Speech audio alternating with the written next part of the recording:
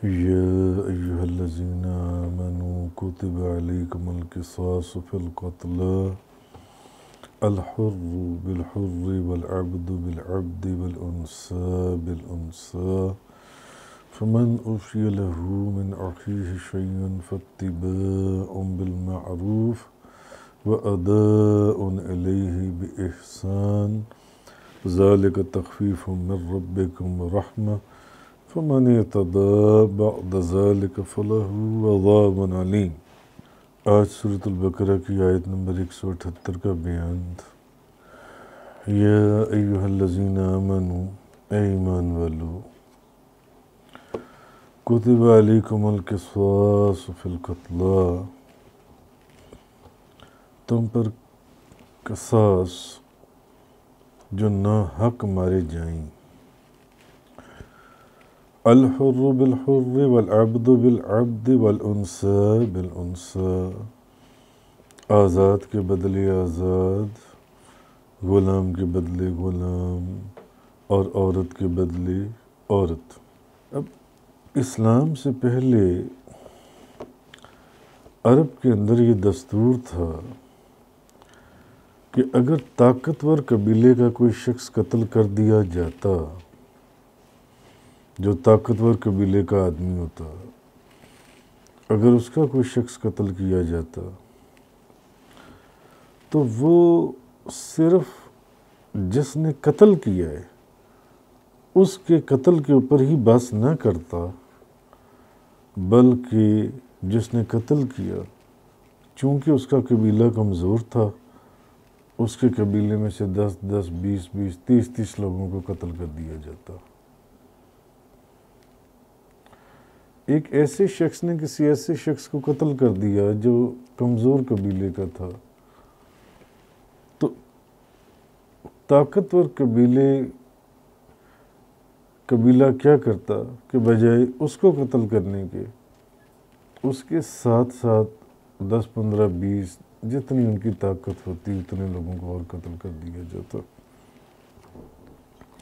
اور یہ کرنے میں وہ لوگ اپنا حق سمجھتے تھے کہ نہیں، اس نے ہمارا ایک بندہ مارا، تو بجائے اس کے کہ ایک کے بدلے میں ایک، وہ 20 بندے مار دیتے، 20 بندے نا حق قتل کر دیتے جی۔ اور اگر کسی آزاد کو غلام قتل کر دیتا تو غلام کے بدلے جو دوسرا بندہ ہے اس کی آزاد کا سر قتل کیا جاتا، اور اگر عورت قتل کرتی تو مرد قتل کیا جاتا، بجائے اس کے کہ عورت کے بدلے میں عورت کو قتل کیا جاتا۔ اگر عورت قتل کرتی تو مرد کو، اور اگر غلام کرتا تو آزاد کو، اور اگر کمزور کرتا تو کئی کو، ایک کے بدلے میں ایک کو نہیں قتل کیا جاتا۔ اور یہ اس کے اندر وہ اپنا حق سمجھتے تھے کہ یہ ہمارا حق ہے اس طرح کرنا، اور صدیوں سے اس ظلم کے اوپر عمل ہوتا چلا آ رہا تھا، وہ قبیلے ایسا کرتے تھے، اور اپنے قبائل کی برتری کو دیکھتے ہوئے اپنی تسکین اور بے گناہوں کا وہ خون بہایا کرتے تھے کہ عورت کے بدلے میں مرد کو قتل کیا جانا، غلام کے بدلے میں آزاد کو قتل کیا جانا، ایک کے بدلے میں کئی لوگوں کا قتل کر دیا جانا، وہ ایسا کرتے تھے۔ مگر قرآن کریم نے اس دستور کو اور اس طریقے کو بالکل ختم کر دیا۔ قرآن پاک نے اس طریقے کو ختم کر دیا، فرمایا ایسا نہیں ہوگا، اور حکم دیا قرآن کریم نے کہ مقتول کو جس نے قتل کیا ہے، مقتول کا جو قاتل ہے اسی کو قصاص میں قتل کیا جائے گا، اسی کو قتل کیا جائے گا، جس نے مقتول کو، جس نے قتل کیا ہے اس کو قتل کیا جائے گا۔ خواہ وہ مرد ہو یا عورت ہو، آزاد ہو یا غلام ہو۔ یہ نہیں دیکھا جائے گا کہ آزاد تھا، غلام تھا، عورت تھی، نہیں، جو بھی تھا، جس نے قتل کیا ہے اسی کو قتل کیا جائے گا۔ یہ کیا ظالمانہ اور جاہلانہ کہ قتل کوئی کرے اور سزا کوئی بھرے، قتل کوئی کرے اور اس کے بدلے میں قتل کسی اور کو کیا جائے۔ تو قرآن کریم نے اس طریقے کو بالکل ختم کر دیا، بند کر دیا۔ اور یہ رواج اس وقت صرف عربوں میں نہیں تھا بلکہ دوسری قوموں میں بھی تھا۔ دوسری قومیں بھی اسی کے اوپر عمل پیرا تھیں کہ غلام کے بدلے میں آزاد کو قتل کر دیا جاتا، عورت کے بدلے میں مرد کو قتل کر دیا جاتا، اور ایک کو اگر قتل کیا تو اس کے بدلے میں درجنوں لوگوں کو قتل کر دیا جاتا۔ قتل ایک نے کیا، بجائے اس ایک کو اس قتل کی سزا کے اندر اس کو قتل کیا جاتا، بلکہ درجنوں کو۔ کیوں؟ کیونکہ اس کا قبیلہ کمزور ہے، اس لیے بے شمار لوگوں کو وہاں پر قتل کر دیا جاتا۔ تو یہ عرب کے علاوہ اس وقت دوسری قوموں کے اندر بھی یہی طریقہ چل رہا تھا، مگر یہ فخر صرف اور صرف اسلام کو حاصل ہے کہ اس نے یہ جو جھوٹی شان اور شوکت اور امتیازات تھی ان کے فرق کو ختم کر دیا۔ صرف یہ اسلام کو یہ فخر حاصل ہوا، اور انسانی مساوات کا صرف قانون ہی پیش نہیں کیا بلکہ اسلام نے اس کے اوپر عمل کر کے دکھایا، اس قانون کے اوپر۔ اس لیے اللہ تبارک و تعالیٰ نے ارشاد فرمایا، یا ایھا الذین آمنوا، اے ایمان والو، فرض کیا گیا ہے تم پر قصاص، کتب علیکم القصاص، قصاص فی القتلى، جی، الحر بالحر، آزاد کے بدلے میں آزاد ہی جائے گا، والعبد بالعبد، اور غلام کے بدلے میں غلام ہی جائے گا، والانثى بالانثى، اور عورت کے بدلے میں عورت ہی کو قتل کیا جائے گا جس نے قتل۔ فمن عفی لہ من اخیہ شیء، جی، تو جس کو معاف کیا جائے، تو جس کو کوئی معاف کر دے، تب تو قانون قصاص میں ایک خاص تبدیلی فرمائی گئی، اور یہ تبدیلی بھی اسلام کو یہ برکت اور نعمت حاصل ہوئی کہ اسلام نے اس کے اندر ایک ایسی تبدیلی فرمائی جو صدیوں سے ایک ظالمانہ قانون چلتا چلا آ رہا تھا۔ وہ یہ کہ اگر مقتول کے وارث، جس کو قتل کیا گیا ہے، اس کے وارث قاتل سے صلح کرنا چاہیں تو صلح کریں۔ اگر مقتول کے وارث جو ہیں، جس شخص کو قتل کیا گیا ہے، وہ قتل کرنے والے سے وہ صلح کرنا چاہیں تو کچھ بھی خون بہا کوئی قیمت لے کر اس کو معاف کر دیں۔ اچھا، آج کل کے قانون میں قتل کا جرم صلح کے قابل نہیں۔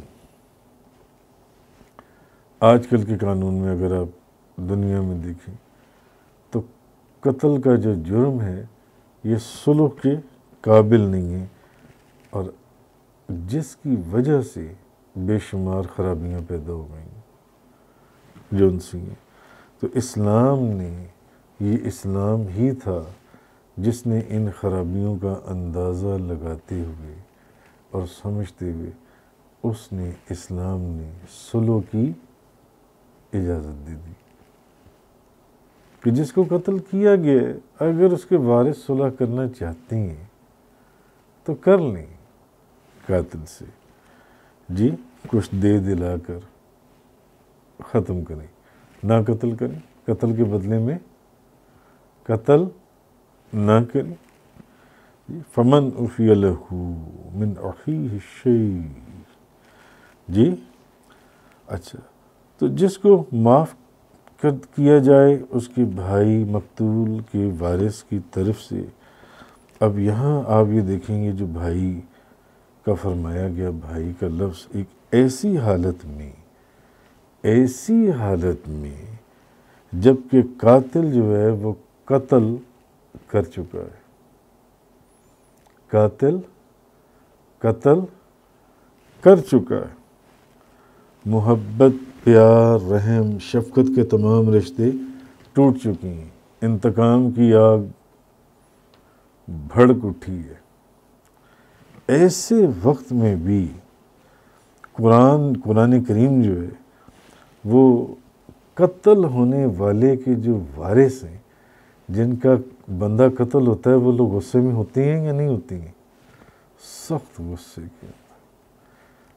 سوال ہی نہیں پیدا ہوتا کہ وہ اس وقت کسی صورت بھی آپ سے کمپرومائز کر لیں گے. نہیں، انہوں نے ہمارا بندہ مار دیا، ان کا بھی بندہ مار دو. بلکہ کوشش ہوتی ہے ان کے کئی بندے مار دو، انہوں نے ہمارا بندہ مارا.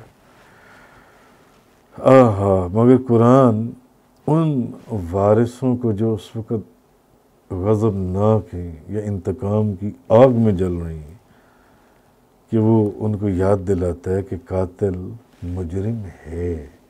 جس نے قتل کیا ہے وہ مجرم ہے اور قصوروار ہے، اور تمہارا غصہ جن سے ہے، تم جو اتنے غضبناک ہو کہ اس کو ختم کر دینے، وہ بھی اپنی جگہ صحیح ہے.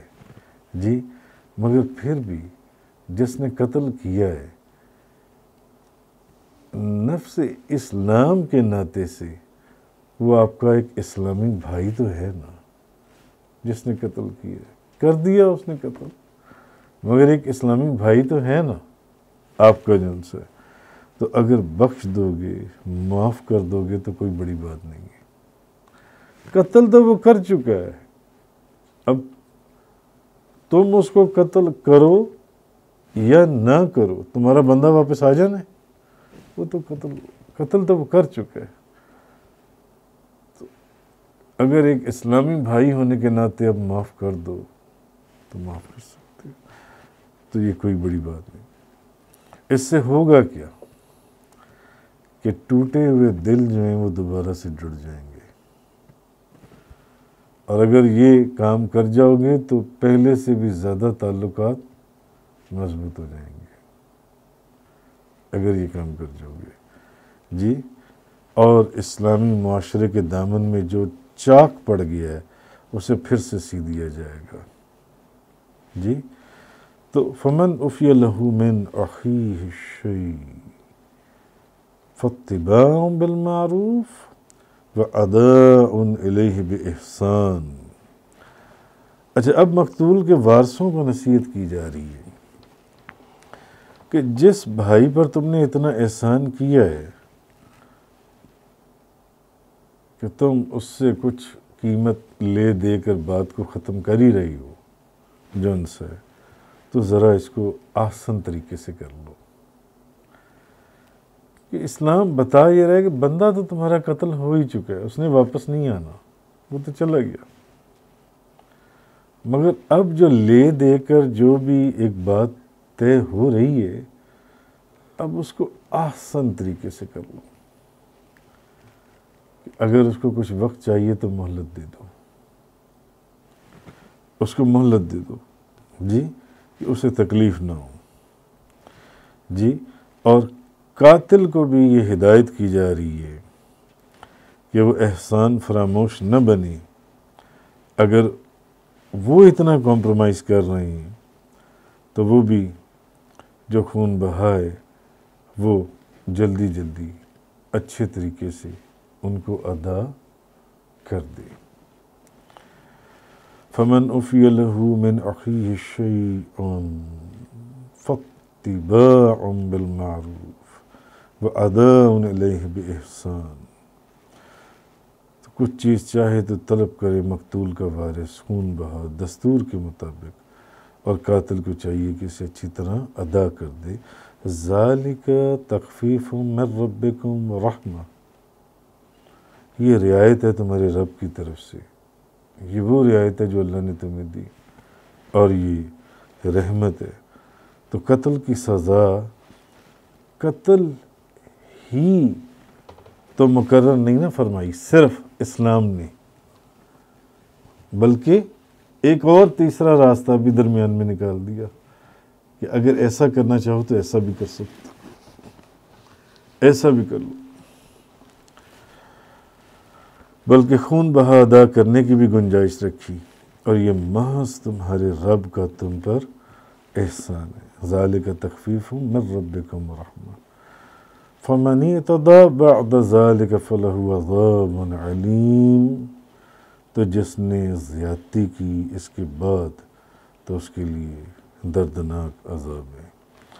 اب جب یہ تسویہ ہو گیا تو اس کے بعد بھی اگر کوئی زیادتی کرے گا، اب وہ قاتل ہو یا مقتول کے رشتہ دار، تو پھر اسے دردناک سزا دی جائے گی۔ اب یہ اللہ کی طرف سے ایک پیغام ہے، پھر اس کو دردناک سزا دی جائے گی اگر اب بھی کوئی دونوں کی طرف سے کوئی زیادتی کرے، اور ہر ایک کو قانون کا احترام اور اس کی پابندی کرنی چاہیے۔ اچھا، اسی لیے شریعت نے قصاص لینے کی، حدود قائم کرنے کی اور تعزیرات لگانے کا حق یہ محض صرف افراد کو نہیں دیا ایک ایک کر کے، بلکہ صرف اور صرف کس کو دیا ہے؟ حکومت وقت کو، کہ جو بھی حدود قائم کی جائیں گی، جو بھی تعزیرات لگائی جائیں گی، یہ کام حکومت وقت کا ہے۔ اگر ہر بندہ یہ کرنا شروع کر دے گا تو پھر عدل اور انصاف کا ترازو قائم ہی نہیں رہے گا، قائم نہیں رہے گا۔ ہر طرف ایک افراتفری پھیل جائے گی، ہر بندہ اپنی مرضی کے مطابق تعزیرات کا تعین کرے گا، حدود کا تعین کرے گا، ایسا نہیں ہے۔ فَلَهُ عَذَابٌ عَلِيمٌ وَلَكُمْ فِي الْقِصَاصِ حَيَاةٌ يَا أُولِي الْأَلْبَابِ لَعَلَّكُمْ تَتَّقُونَ، اور تمہارے لیے قصاص میں زندگی ہے، اے عقل مندو، تاکہ تم قتل کرنے سے پرہیز کرنے لگو، تاکہ تم قتل کرنے سے پرہیز کرنے لگو۔ قتل کے بدلے میں قتل کیا جائے گا، اس میں بے شمار حکمتیں ہیں، اس میں بے شمار اچھائیاں اور بہتریاں ہیں معاشرے کے لیے۔ اب اس آیہ کریمہ میں قصاص کے قانون کی علت اور حکمت بیان کی جا رہی ہے، یعنی اگر بے گناہ قتل کرنے والے کو سزا نہیں دی جائے گی تو کیا ہوگا؟ اگر پہلے وہ چھوٹا بدماش تھا تو بعد میں بڑا بدماش بن جائے گا۔ اگر اس کو چھوڑ دیا جائے گا، اس کو معاف کر دی، بالکل ویسے ہی معاف کر دیا جائے گا، تو وہ اس کا حوصلہ بڑھ جائے گا، وہ ہر دوسرے بندے کو ہی قتل کرنا شروع کر دے گا، اور اس کو دیکھا دیکھی جو مجرمانہ ذہنیت کے جو دوسرے لوگ ہیں وہ بھی نڈر ہو کر کیا کریں گے؟ قتل و غارت کا بازار گرم کر دیں گے۔ وہ بھی جہاں لڑائی ہوگی وہ چھوٹی سی بات پر اگلے بندے کو قتل کر دیں گے۔ لیکن اگر قاتل کو اس کے جرم کے بدلے قتل کر دیا گیا تو کیا ہوگا؟ جو دوسرے 10 بندے ہیں وہ بھی ڈر جائیں گے، انہیں بھی ایک نصیحت ہو جائے گی، انہیں بھی پتہ ہوگا کہ قتل کرنے والے کو بھی قتل کر دیا جائے گا، تو برائی آگے بڑھے گی نہیں، درندگی آگے بڑھے گی نہیں، ظلم آگے بڑھے گا نہیں، بلکہ ختم ہو جائے گا یا کم ہو جائے گا۔ اگر کم ہو جائے گا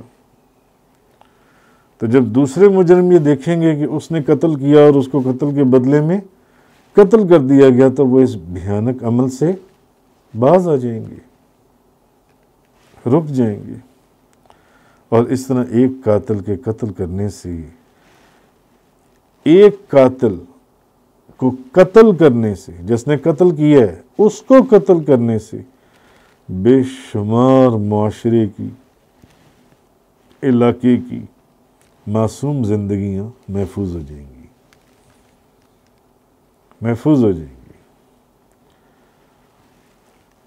تو مگر آج آپ دیکھیں بعض ملکوں میں قتل کی سزا منسوخ کر دی گئی ہے،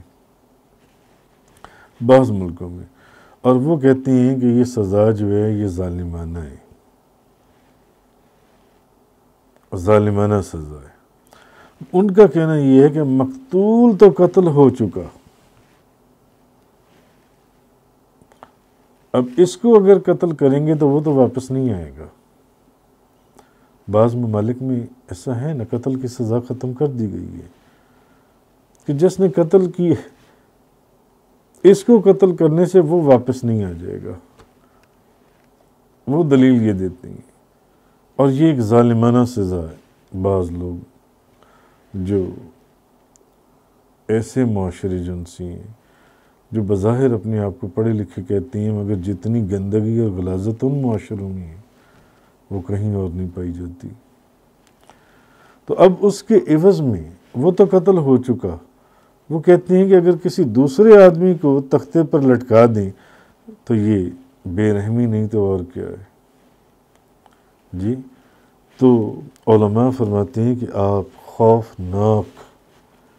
خوفناک جو حقیقتیں، جو حقائق ہیں، ان کو آپ اپنی دلکش عبارتوں سے سجا تو سکتے ہیں، حسین تو بنا سکتے ہیں، لیکن نہ آپ ان کی حقیقت بدل سکتے ہیں اور نہ ان کے جو برے نتائج رونما ہوں گے ان کو آپ روک سکتے ہیں۔